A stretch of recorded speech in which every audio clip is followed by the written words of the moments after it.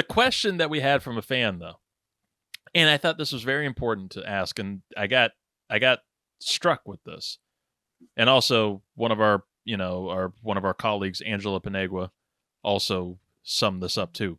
Are Gushers, Scott, a candy or a snack?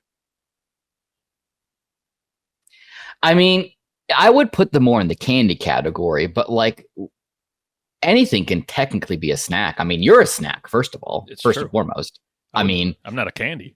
No, I wouldn't consider it being a snack. I would consider it being as candy. I know what's the technical term they give it? Like a fruit snack? I think so. I guess it's a fruit snack because that's what I would say too. I would say it's a candy, but it's in the snack aisle. But I don't consider fruit snacks being snacks. I would consider those being just remarketed candies. It's like a healthy sugar candy. Right. I think the sugar content pushes it into the candy category. Interesting. What else would be considered like that? Because I really thought I had Gushers. Gushers to me is a candy because of that sweet gush that like explodes into your mouth. All that extra sweetness. Pause. Redo it. It is gushing into your mouth. Right. I mean, the marketing is 100% on point. Like there's no false advertising. The Gusher is a Gusher. You know what you're getting with it.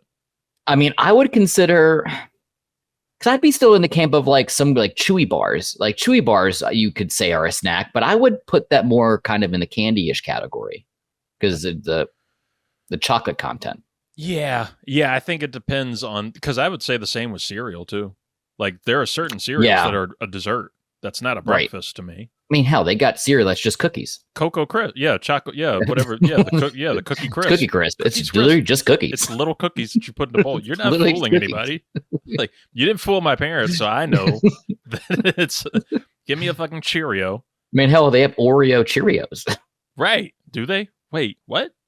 You don't know the Oreo? You haven't seen that? I want that. Oh, well, they exist. Oreo Cheerios. That's something. Have you seen that one cereal? It's like what's the Frosted Mini Wheats? It's like a wheat. Frosted Mini Wheats. It's a wheat, but it's like one giant fucking wheat. Oh, Weetabix? Yeah, it's like one thing, and you put it in there. Like, how are you supposed to eat that? Yeah, Weetabix, they come in like little bricks, and you kind of like put them in cereal. You put them in like warm milk to kind of break them up a little bit. That's just sawdust. That's all that is. That's just wood. That's a cereal. That's in my America. You know, that's a cereal. Listen, don't get me started on the viewpoints of breakfast categories in the United States, because I still refuse to have pancakes until they bring my syrup back. That's what is it now? Pearl Milling House? I'm not even saying its name in this household. It's Aunt Jemima. Will always be Aunt Jemima. It will never not be Aunt Jemima. Bring my Aunt Jemima back. Well, speaking of America, as we're getting into headlines and everything, we don't dive too much into politics on this show. This is more of a little bit of an escape, even though it's kind of getting harder to escape everything. The world is getting crazy. This country is getting loosely crazy. Apparently, the president can do anything now, according to the Supreme Court. That's a case that people should look up, the presidential immunity. But got a great golf game though. No, okay, no, and that's a good connection to sports, because last week during the first and what I'm going to assume is the only presidential debate of the year, between former President Donald Trump and current President Joe Biden, first time in history, in American history, that you've had a sitting president versus a former president in a debate. Didn't live up to that height. It was a mess, and it was depressing. And it was a reminder, hey, you need to go vote. It doesn't matter if you're not excited about it. You need to go vote. Go vote. Please go vote. But it did make me think, and like you said, it was a connection to sports. The two old men got into an argument about each other's golf game. And I personally think that would be a great way to decide the presidency. Like, let each of them choose a sport. Like, if like Trump wants to do golf, they play like a round of golf. And like, I don't know what Biden's sport of choice would be. Like, I'd chess or checkers, maybe something like that. It's got to be a little something slower. Yeah, old Corn Pop looks like he's more checker speed. And then you have like one deciding game, like if they both like, even out on that, like let's see who can walk backwards the farthest without falling. And well, we have a really great kind of framework already kind of established in the world. Not only do we have a certain competition that runs every 4 years, that is now happening this summer. We have the Olympics for both the winter and the summer. But if we are big into different kind of medias here on the 323. We're big cinephiles. We love movies.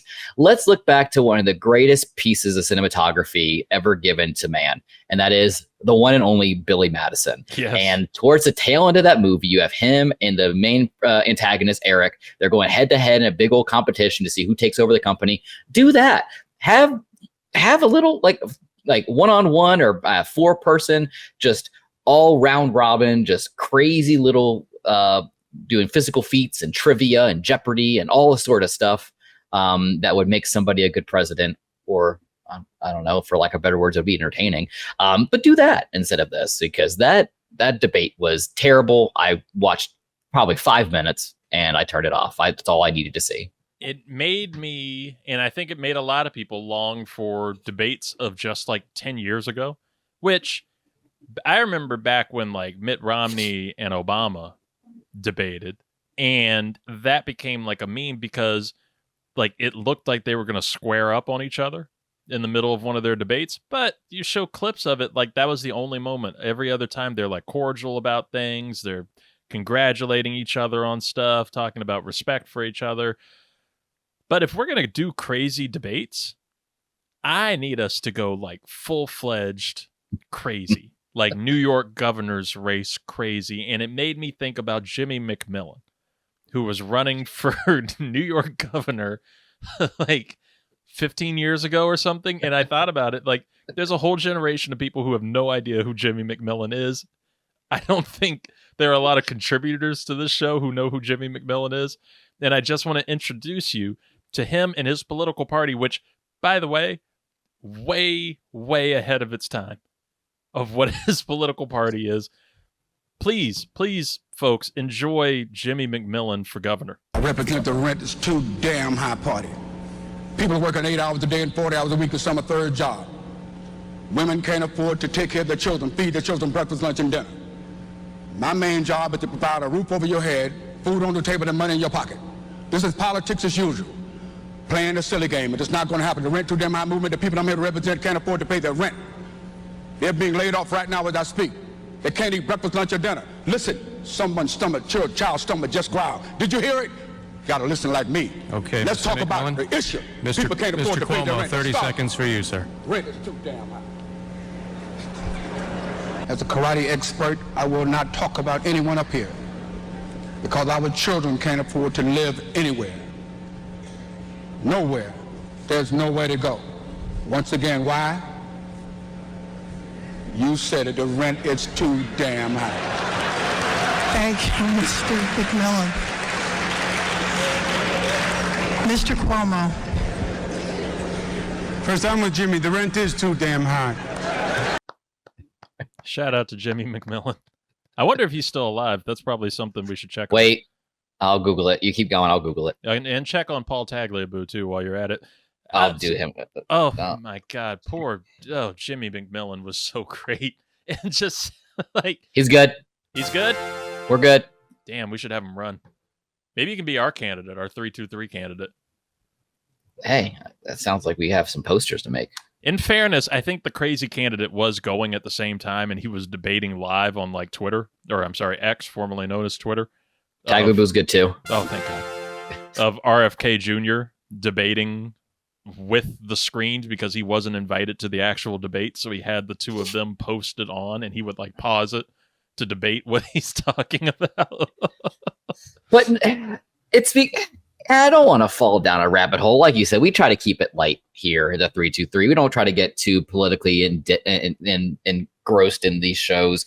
But it's like, it's all shock factor and for entertainment purposes. Like, there's no person who set up that debate and felt that we were going to have an articulable, like, discussion about issues and where people stand. So that way the voters are more well informed about whom they probably should line themselves up with and whom they that might not line themselves up with. Or hell, maybe we should get some different candidates up there.